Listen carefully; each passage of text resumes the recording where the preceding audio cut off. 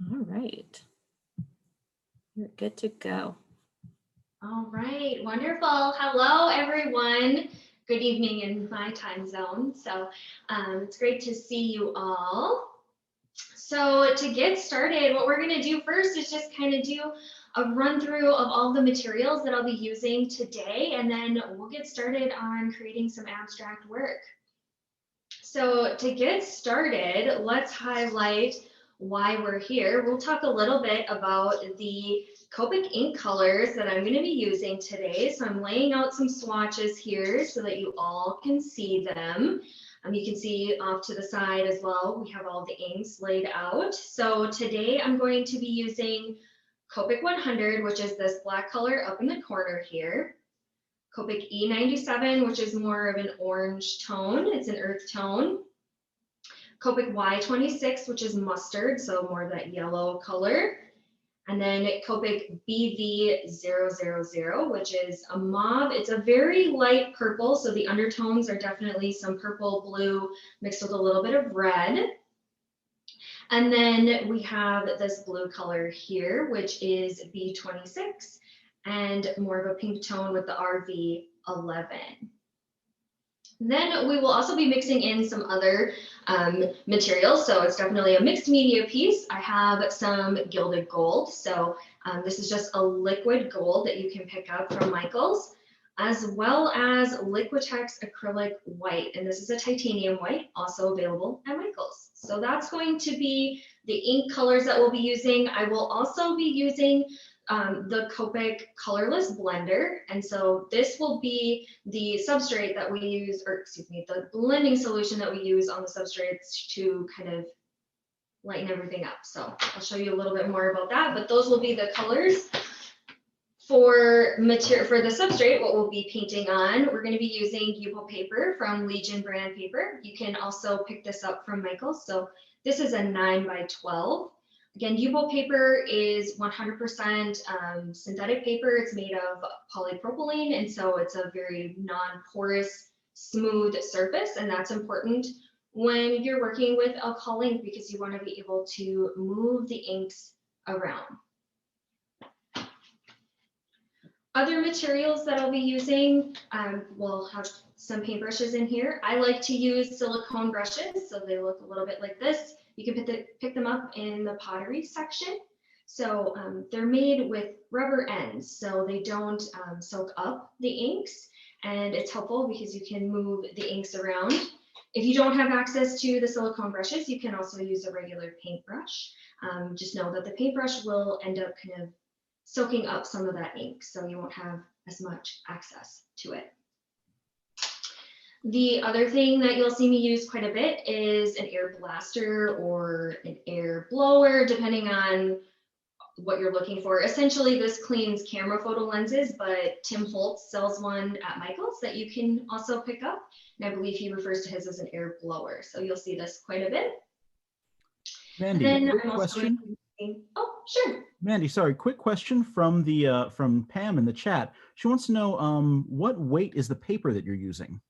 Sure, this is a medium weight Yupo paper. So Legion brand sells medium weight, heavy weight, and translucent. And so I'm using a medium weight. Okay, and actually another question from Mimi. Can we use a straw if we don't have a blower? Absolutely, you can use a straw, you can use a hair dryer, you can even use your own breath if you would like to do that. So lots of options with being able to move the fluid around. Definitely, good questions. The other, I guess, tool that I'll be using is a pipette, and this is to extract some of the gold paint from the bottle, as this does not have an eyedropper. So you could use an eyedropper or a pipette. I'll also be mixing some ink colors together and using a pipette to pick up some of that ink as well. So a ceramic dish is helpful to have, or a plastic palette, a ceramic palette, anything that you can use to mix those colors together so that you can pick those up.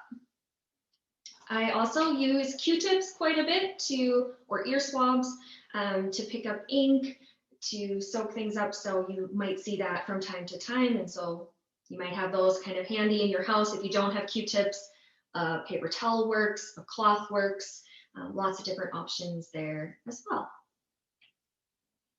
So that's the materials, or those are the materials that we'll be using today. If there are any other questions, let me know. Otherwise, Actually, I'm going to clean good my timing, Mandy. As you are putting those cards away, folks are having a hard time reading the names of those colors. Can you go through them one more time with us real quick? Yeah, sure. Does this Thank help? you. I'm getting a little closer to the camera here. So this is BV000. So it's kind of a mauve color. It's a light purple, kind of pink undertones, blue undertones. The next color here is mustard, so Y26. And then we have B26 for the blue. And this is the Copic 100, so it's black. Then we have E97. And finally, RV11.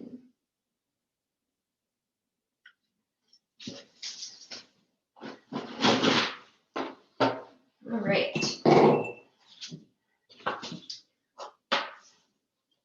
So again, for the Yupo paper, it's a 9 by 12, and I like working in a 9 by 12 because it's easy to cut down to smaller sizes. So if you're wondering like what size paper to buy, 9 by 12 works pretty well because again, you can cut it down to an 8 by 10, you can cut it down to a 5 by 7. So there's lots of options that you can do when working with this size paper. So it's good to start out with if this is the first time that you're purchasing products like this.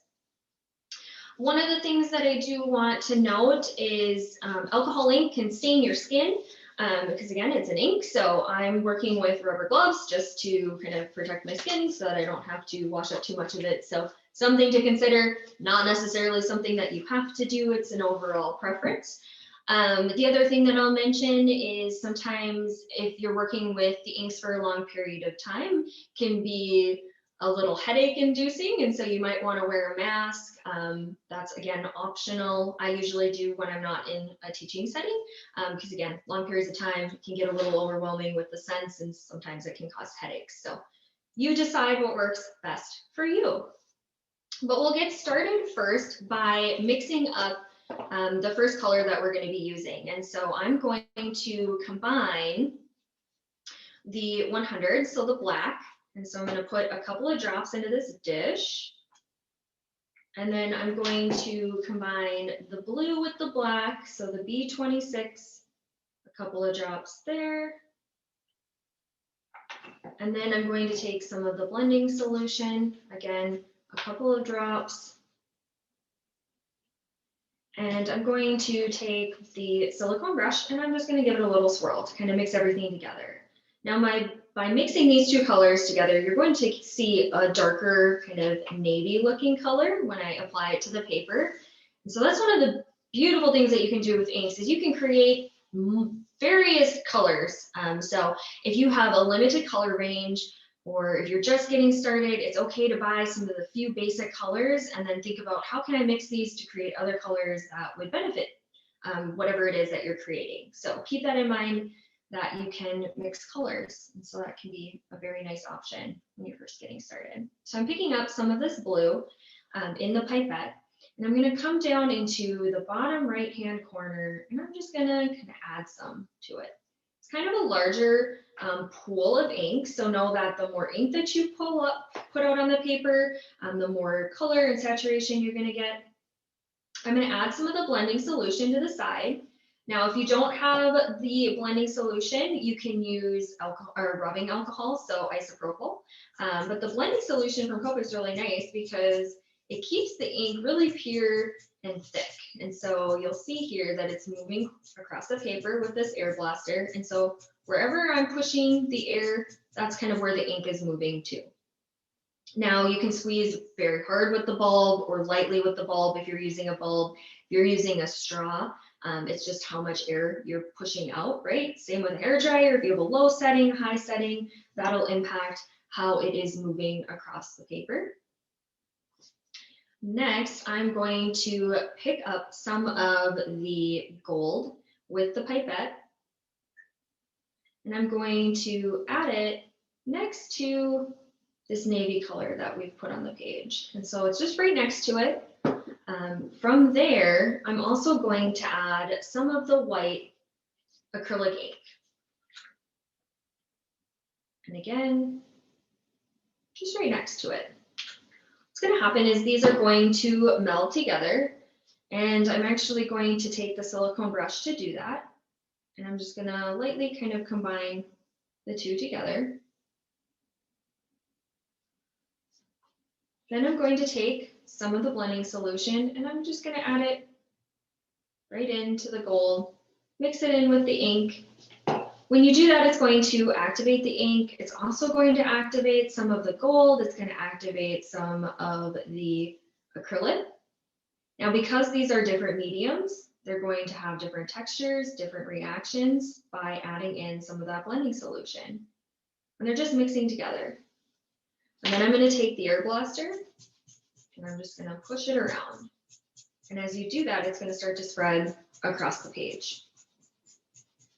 And so you can decide how thick you want to keep the gold. If you want to add more of the acrylic to move it around, you can. Or you can add additional ink to the page. So next here, I'm grabbing the mustard color. And I'm going to go ahead and I'm going to add that up here. And just know as you're creating paintings with ink, it's going to look very different probably from mine. Ink kind of has its own mind, and so be open to that. When you combine yellow with blue, you're going to see that these two colors mixing together is going to create a bit of green. I've added more blending solution to the outside of that yellow that we just added to the page. And again, just gliding and pushing around with the air blaster. And there's a little bit of green that's coming through in here because when you mix yellow with blue, there's that green. Add a little bit more blending solution on top. And then I'm going to take my silicone brush and I'm just going to mix the two together. So I'd like to see a little bit more green there.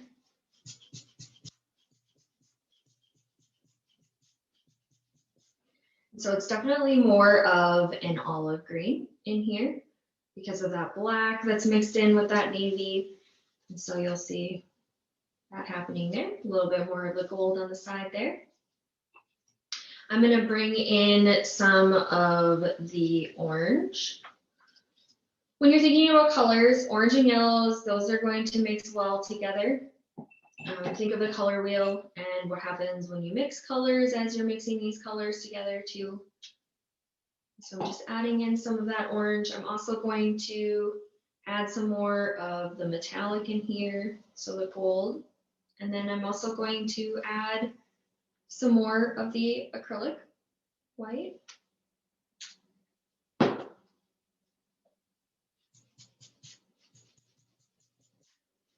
Using the air blaster to move things around.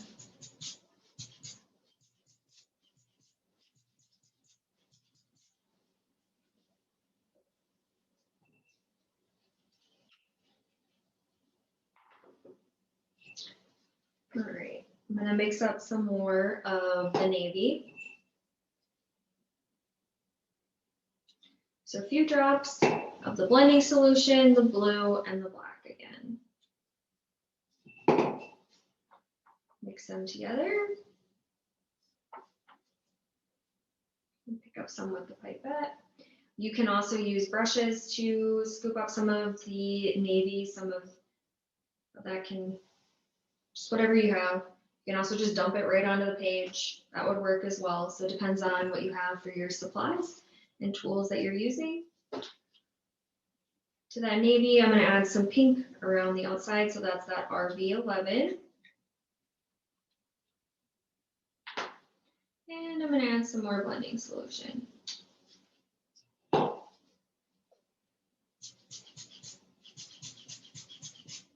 Now with the blues and the darker colors, you'll find that it will stain the paper a little bit more than the lighter colors. So keep that in mind. Staining is part of the process. Don't be afraid of it. Embrace it and use it as part of what you're creating. With an abstract art, it's just about how how it's moving, how you feel about it, and just have some freedom to let loose and enjoy the process. Because you can always add more color, you can add more layers, more dimension, it all can just build upon one another. I'm adding more of the white acrylic ink towards the top here by the blue. And as you kind of, again, mix those together, some of that blue is going to mix in with the white. I'm going to add some more of the gold as well.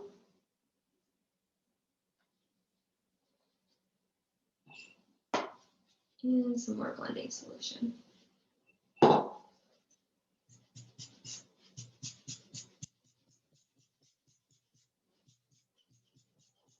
again, just pushing some of that outwards, mixing those two together. Once this all dries, you'll see a lot of different textures happening because you're using some of the acrylic ink mixed in with some of this gold. So lots of layers and texture once it dries. Hey, Mandy, once you reach a stopping point or at least a good point to pause, could you refocus your phone real quick? Let's see. Thank you very much.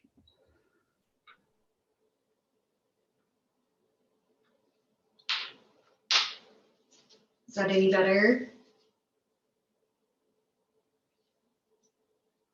Let's see. Somewhat. It might be better to actually reach in and pinch to kind of make sure that the image is clear. It's a little better. It's kind of like focusing in and out now. Better. What's that? Folks? A little better? Seems to be a little better. Go ahead and continue with the class. Thank you. All right. Wonderful.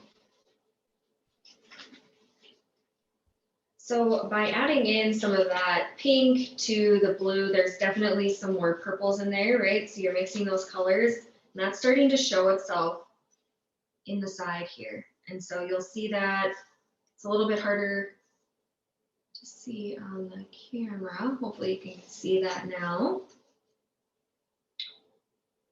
All right, so I'm going to jump back in and add in some more of this yellow, and I'm going to do kind of some big looping shapes. So again, with ink, you can do small blobs, you can do large little loops like I just did, large lines. Just be kind of open to that. The more ink, again, that you put on that paper, the more that's going to be available for you to kind of push around. So just doing those two little loops ended up creating a lot more ink available to play through that. All right, next I'm going to go back to that navy color. I'm just going to re-wet what's already in the small little ceramic dish because there's still some ink there. And so to re-wet it, all I did was add some of that colorless blending solution. I'm going to add some of that navy up in the corner there. And I'm also going to add some more blending solution up here as well. Again, mixing that blue with the yellow. There's probably going to be some green that'll be happening here shortly.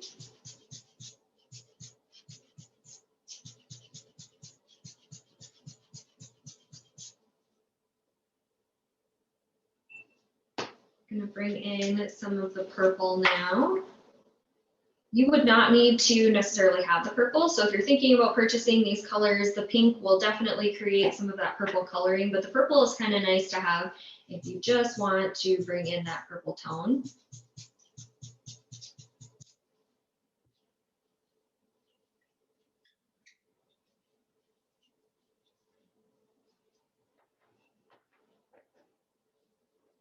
Oh, I'm seeing some comments about the focus again. Let me.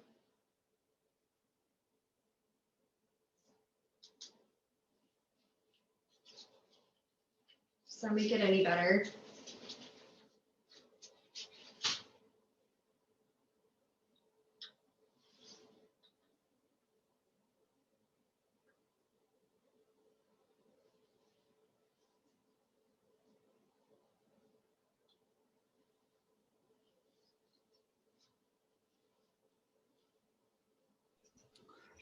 Mandy, we got a pretty good question right here. About how much of the blending solution do you think you can use for a piece that size? This person's trying to anticipate how much they should have to buy for their next project. Sure. So the smaller bottle that I'm working with, I would say about half the bottle would do about a 9 by 12, or maybe less than that. Yeah, I would say less than that. You could probably get 3 paintings out of some of the smaller ones. And so if you do kind of just the blending solution, that would help. If you want to do, like, they have the larger bottles. I forget what size the larger one is. I think it's 200 milliliters. Does that sound right, Nate? Sounds about right, yeah. Yeah, so there is a larger bottle that you can buy as well. And so that might be helpful if you're thinking about doing some larger pieces, or multiples of the same. So next I'm going to bring in some more of the orange here. And I'm going to bring in a lot of the gold as well. So one of the things that you can use with the gold and the white is it can act as a fairly decent barrier. So if you don't want to mix some of the colors, or if you want to try and keep them a little bit separated, you can use it as a barrier.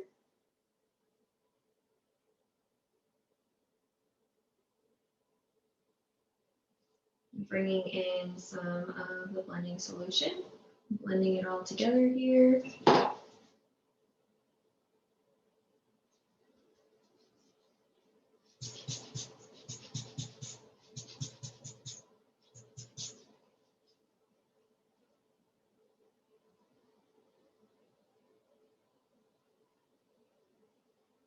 Oh, and I see the question about what was used for the barrier, just that gold and the white.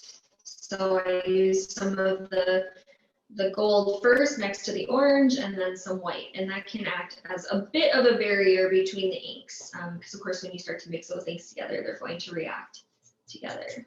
And so there's a bit of a barrier there to kind of separate the orange from the gold or the mustard color.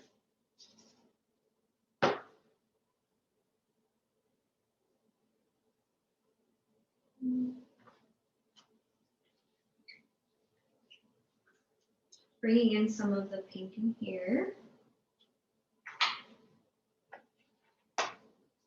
And some more of that blending solution. And I'm just pushing into the blue first to start, to push some of that ink into it, to reactivate it, and then coming back through.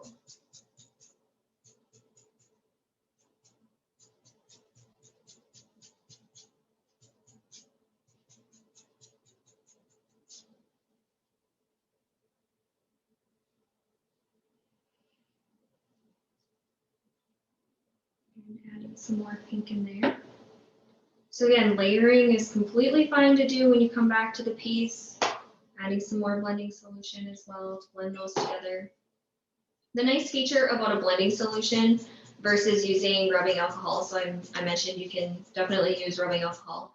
Blending solution blends those inks together, where using like rubbing alcohol or isopropyl, it actually dilutes it. So that's a bit of a difference there. Bringing in some of the purple specifically here. More of that blending solution. I'm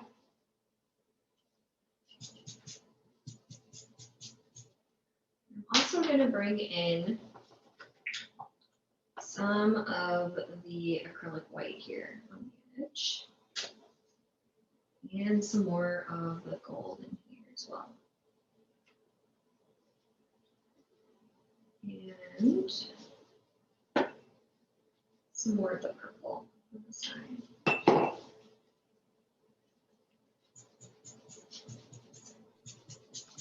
Got a question from Kate Britton. Do you find the gold acrylic easier to work with than something like pinata brass, for example?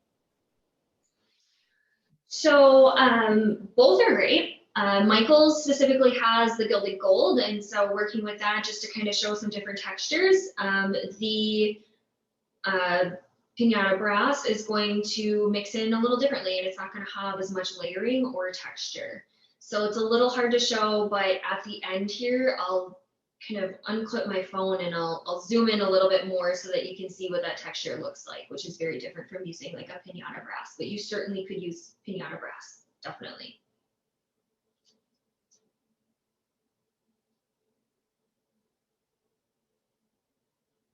So more towards the bottom here, I'm going to add in a little more pink around the edges.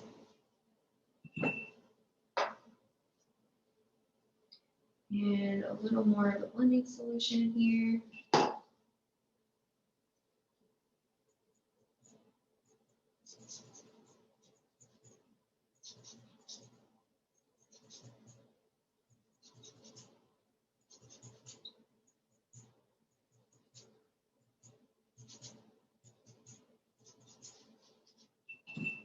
And add a little bit more blending solution.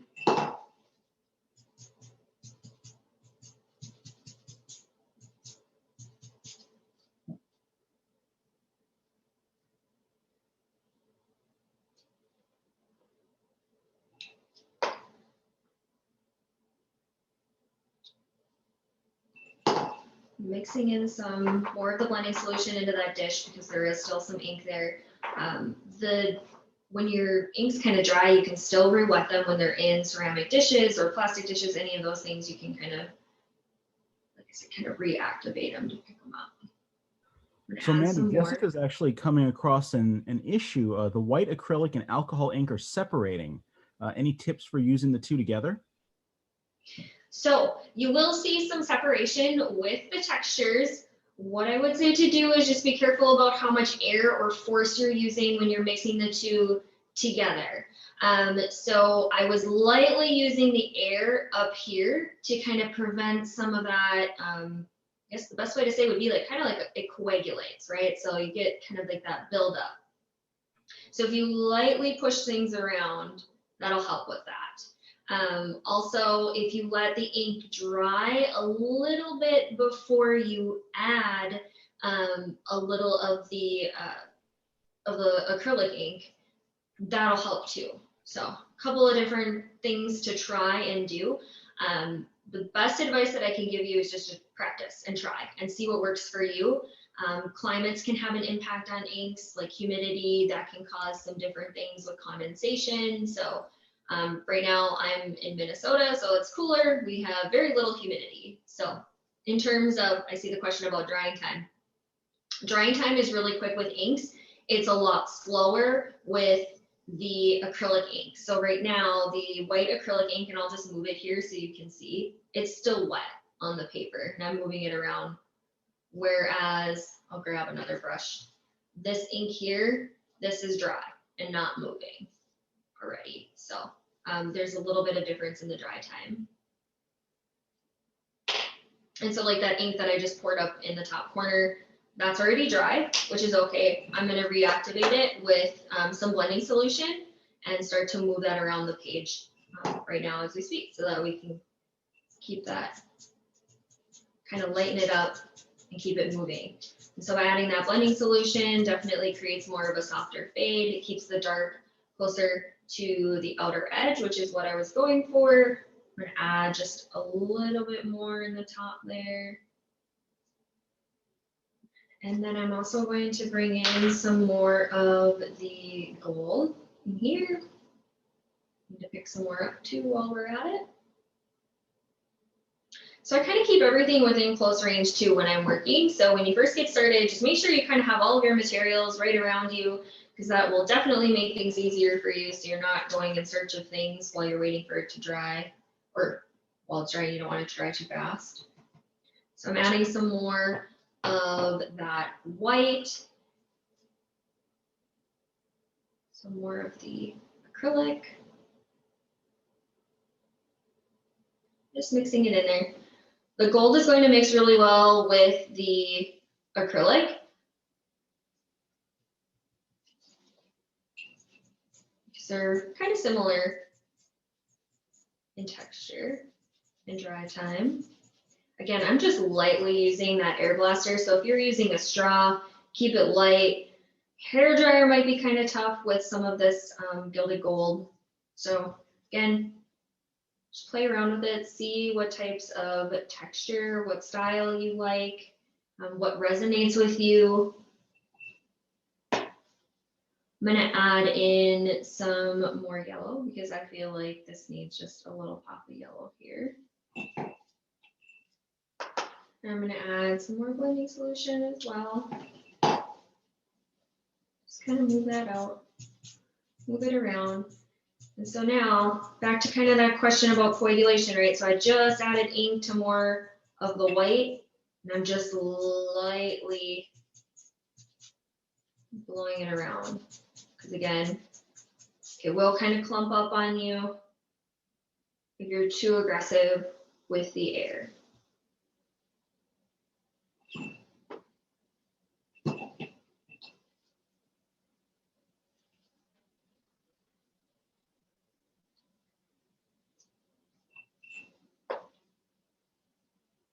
I'm going to soften the edges up around here. So to soften the edges, what I mean by that is just adding in some blending solution, and that's going to kind of lightly soften those spots. It's going to kind of move the ink to wherever you're pushing it.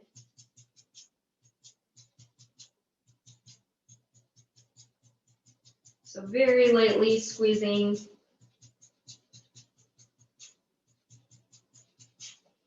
And that lightens up everything there.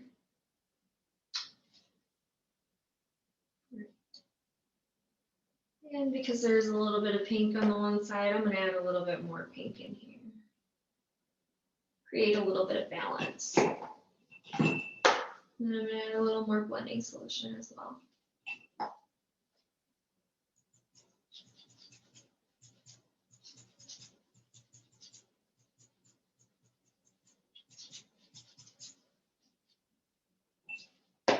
And bring in a little purple.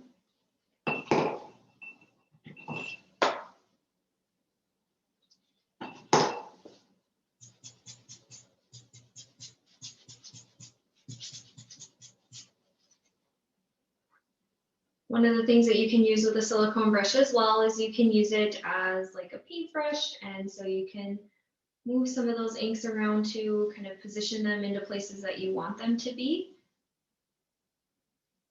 So similar to working with any other paint medium, you can kind of manipulate it a bit while it's wet, of course. So that's where those silicone brushes are kind of helpful.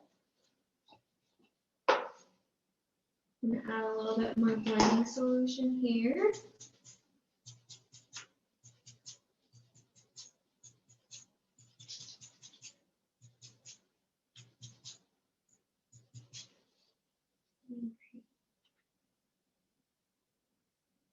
So sometimes questions that I get asked about abstract paintings are like, when is the piece done? Or how do you decide your composition, where you're putting the inks? I like white space, so you'll see kind of like that white space throughout. I also think about how your eye will move across the paper. And so, you know, in this direction for me, I feel like, you know, your eye will definitely move with the gold in this situation. It might come back around and do more of like a circle effect because there is this kind of slight circle in the middle. Sometimes I have to come back to a painting. Sometimes it might feel done right now, but then I'll look at it some more and say, oh no, maybe I want to add something else to the page, or you know, balance it out a little bit more. So keep that in mind, that that can sometimes happen. Mostly I think it's a feeling, knowing when your painting is done. When you do finish your painting, something to consider with alcohol ink paintings is sealing your painting. So if you want to give this as a gift, or if you want to hang it up on your wall, you may want to seal the painting because alcohol ink will fade a bit faster than other types of paints. So it'll fade a little faster than acrylic or oil paint.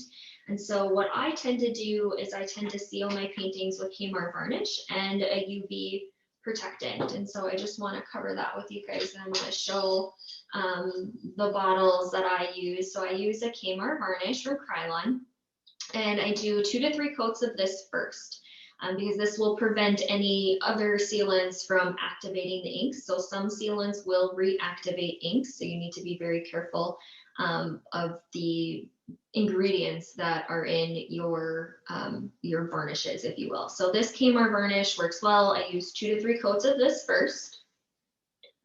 And then I follow those 2 to 3 coats with 2 to 3 coats of a UV spray. And this is the one that I prefer. It's a gloss, so it has a bit of a shine to it. It's archival, so it does a good job of sealing everything up so that when you have it hanging, if it comes in contact with light, it won't fade the print as fast. This isn't necessarily something you have to do. This is just something that I prefer to do to protect the paintings.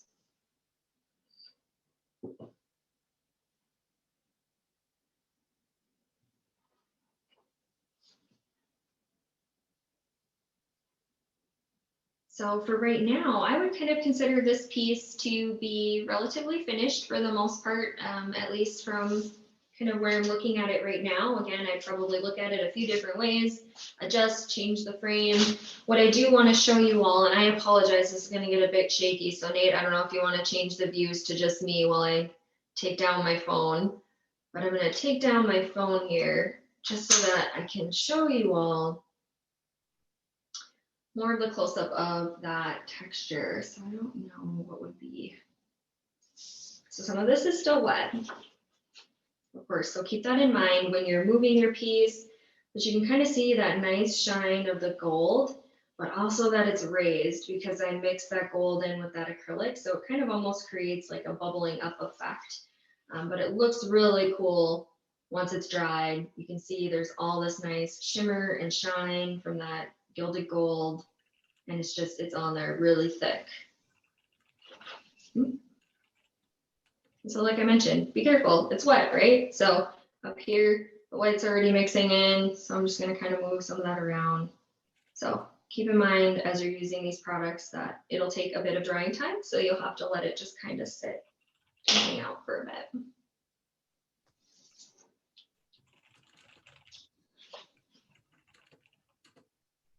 And so that would kind of be if you mounted it from, you know, this angle. I could turn it and, you know, put it in a frame this way,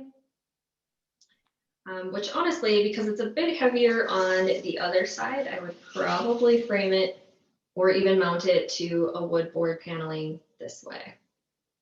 And that's just because I enjoy the movement from this direction.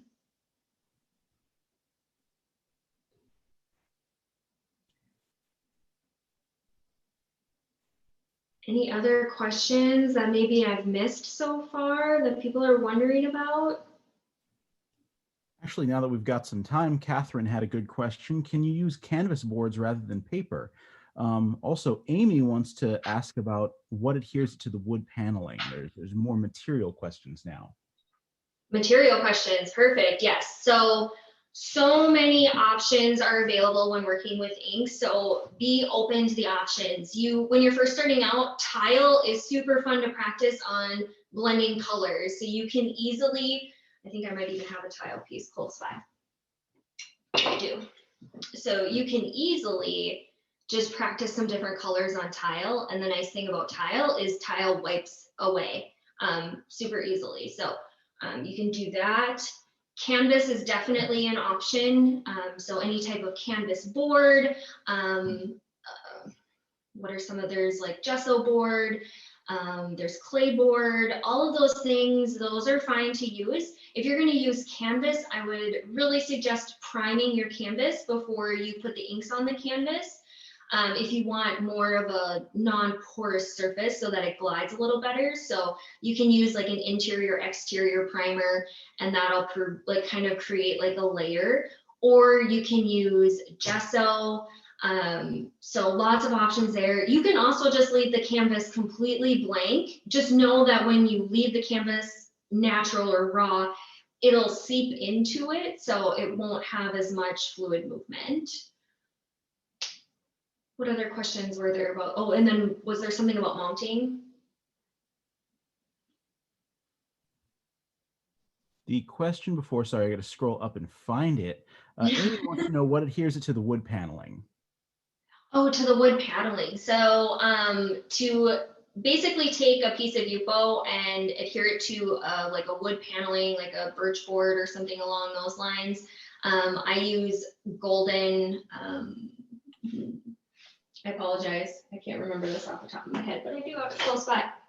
I use a golden soft gel gloss, and I know Michael sells this, so you can definitely pick this up. And this is what I use to adhere it to the board. So you just put like a relatively heavy coat on the board, and then adhere the board to the pull paper, and then let it dry with weights overnight. All right. That's also related to Katya's question about mounting. Sandy wanted to know, have you tried any other acrylic ink colors other than white with the alcohol inks? Yes, lots of different options are available. Liquitex has some really fantastic options. So black works really well and can be fun. Navy as well. They also have some really cool, I wish I could, I don't know if you can kind of see this, but this is like a metallic-y copper. They have a metallic gold. They actually call it iridescent. So when you're looking at them, some options there.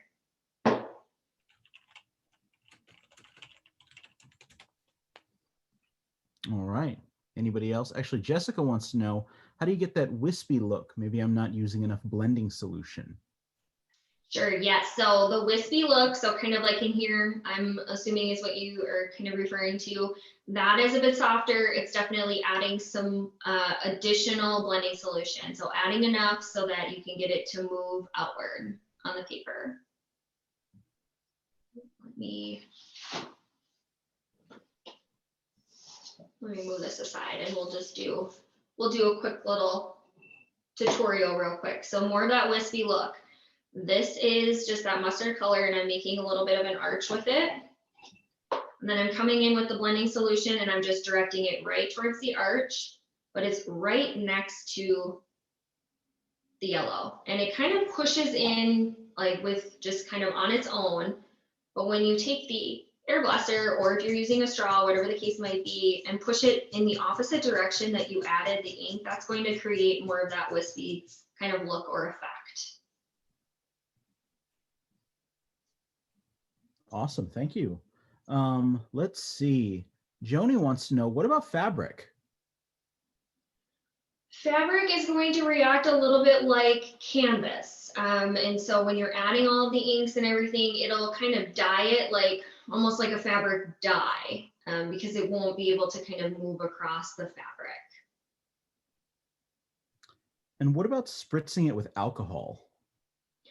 So from a chemical standpoint, you have to be very careful of spritzing alcohol. It becomes an aerosol when you're spritzing it out of a bottle, and that becomes hazardous. So I wouldn't suggest doing that, but they do make inks in bottles that you can spray out, and that's just a different, it's because it's an ink and it's not like actual like isopropyl or blending solution. So you just have to be really careful with spray bottles and breathing that all in the chemical reaction. I did read up on that, so my advice would not be to not do that. All right. Anybody else? Any other questions? We've still got a little bit of time. Guadalupe wants to know the difference between Copic ink and India ink. So Copic is an alcohol-based ink. Shannon, you think you can pop in and help us out with this one? Yeah, sure. So India ink is going to be more, I guess, thicker, I guess is the best way to put it. It's not necessarily the chemical that's a huge difference, but India ink will have more of a stain. Now, when you watch Mandy's demo, she did have the gloves on, to protect her hands, because you will get somewhat of a stain if it's on your fingers for a while, especially that dark 100 and B23 blend. But India ink is going to be a more powerful, more pungent, a little bit thicker. So I guess the best comparison would be there's watercolor, there's gouache, and there's acrylic paint, right? Acrylic is going to be a thicker, more opaque, and gouache is somewhere in between the two. And the best thing I can put it is alcohol ink is somewhere in between, and India is going to have a thicker opacity, I guess is the best way to put it, and it will stain your clothes a lot worse. It's from my experience. Yeah. Oh, and Mandy, I did share your Instagram link but I know people have been asking in the chat where they can find more of your work if you have any work nearby. I don't know if you do, but I do know that I really loved your Christmas ornaments that you just made. So I shared the link to your Instagram, and if you have stuff to share, just Sure. if you have that sheet, I think. Yeah, let me see. Here we go. And so I do have all the contact information for both myself and for Copic. So if you want to connect with me on Instagram, Facebook, Pinterest, my website, I do have a blog on my website, so you can sign up for that. Looking to add YouTube in the year here, so lots of different options there to connect. I do have a Facebook group. So if you hit up my Instagram and you go to my links in my profile, you can join the Abstract Alcohol Ink Facebook group. It's all Abstract Alcohol Ink. People post things, answer questions. So it's a great way to connect. So feel free to do that. Yeah. Mandy, I do have one more quick question, actually, and I'm kind of curious about this too. When I look at your art, you use a lot of soft pastels, and that just could be your preference. But is there any way for someone just getting started, would you recommend like primary colors because you can make other colors within those three? Or would you recommend just kind of going with what your style is? Or do you have any suggestions? Oh, great question. So really, I would go with colors that you gravitate towards first. So maybe grab like 3 colors that are definitely your favorite, like something that you just really enjoy. For me, I'm just gonna grab them because they're in my favorite spots. Like I started out with a really like light blue color, so this is B91. It's kind of a pale grayish blue, and I grabbed, yeah, E95 is something that I think this is like probably my 3rd bottle of this. It's like a tea orange and then salmon pink. So those are just some of my favorites. So I definitely, like you said, gravitate towards pastels. Just know that the lighter the color, the more washed out it's going to get when you add any type of blending solution to it. So some of those darker colors on Copic's website actually will fade out into very soft or light colors. It's okay, I'll grab like another painting and I can kind of talk about how sometimes those lighter colors are not quite what you expect them to be. So, like with this kind of darker turquoise, it's just lighter here because I added more blending solution to it. And so this is bronze. BG78. Yeah, BG78. So that's going to give kind of more of that softer look. So even though it looks pastel-y, it's only because I've added more blending solution to the mix, but it starts out super dark around the edges. Yeah, that's really nice. And I like how you're holding it up close to the camera so we can see it really well. This is great. And no, 9 by 10 is not always my size. Right now, what I'm showing you is actually, I'll zoom out a little bit if I can here. It's actually an 11 by 14. So this is a little bit larger than what we were working on today. But I will say 9 by 12 is usually my go-to, but I do kind of venture into this 11 by 14. And I've done bigger from there too, so.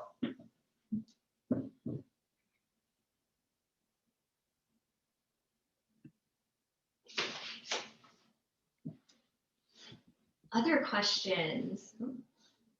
Straighten that out. Let me scroll back and see if there's any that we missed. I think I did see a question about the markers. Does that sound familiar, like sound right? Let's see. I know that Kate wanted to know, for those of us wanting to purchase a few inks to start, what are your favorites? Are some inks easier to work with than others? My favorite colors. That is a really tough one. I can tell you, like I said, I mentioned those like colors that I started out with. I also love like the blue violet line when you get into like BB29, BB25. Those are some of my favorites. And I love earth tones. I have a ton of the earth tones. So like E71 and E70 were probably some of the first 2 that I started with in the earth tones. Black 100, probably my most used color of all because it adds like depth and dimension, and you can add that black 100 to just about any color. and it'll create some really cool tonal effects. And then I also like some of like the yellow reds in the very light side of it. So like the double zeros, triple zeros, that gives you a color that you can add to any other color to help kind of lighten the tone. So remember, yellows and whites help to lighten colors. Blacks and grays and browns help to darken them to add contrast.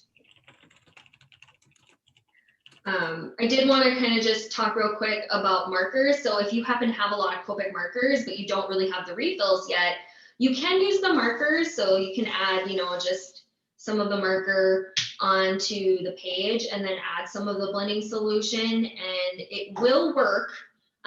You just end up having to use a lot more blending solution than if you had the marker, or than if you had the refill instead of the marker, but you can do it. So you can kind of see that I'm lightening it up. And that was just with the marker. Sorry, it was the only color I had close by. This is E70, so it's a really light color. Probably not the best to show you guys how markers work, but you can use the Copic markers. And actually, one more time, Mandy, can we see the final piece before we close up today? Yeah. So here is that final piece. Can you hold it up there? You can kind of see this is still drying, so some of this is moving around on the paper because I've been lifting it and moving it. So like I mentioned, just be really careful when you start to use some of those acrylic paints or the gold like I've used here.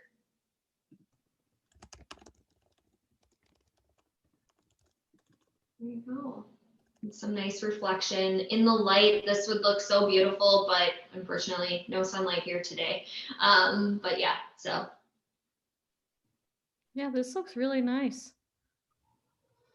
If if anyone else has any other questions or whatnot, just reach out to us, and we might have another one of these in the future. Yep, just stay tuned. Keep an eye out on michaels.com/classes. And if you can check any one of those links up there, Facebook, Twitter, Instagram, YouTube, Pinterest, we have a ton of channels all over the place. We are on all your favorite social media platforms, and Mandy is on 3 of your favorite social media platforms and has her own website. Be sure to check those out.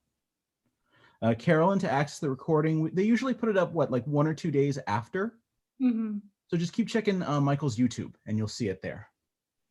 Yes, there should be on their website. When you go onto michaels.com/classes, they should have categories. Usually in Copic, we are under the fine art category. So if you click on fine art, then you'll see the most recent videos, and this should pop up again within a couple of days. And a list of her supplies will be in the description of that YouTube recording. So in case you missed the list of supplies, what she used today, you can find that there too. I think that's it for me. That's everything. Yeah, thank you so much, Mandy, for joining us. Oh, thanks for having me. And it was great to see you all. I can see some of you up on my computer screen. And honestly, if you guys have questions, feel free to DM me on Instagram. I'm happy to answer questions. Awesome. Thank you so much. All right. Here's that painting. All right, everybody. Thank you for coming.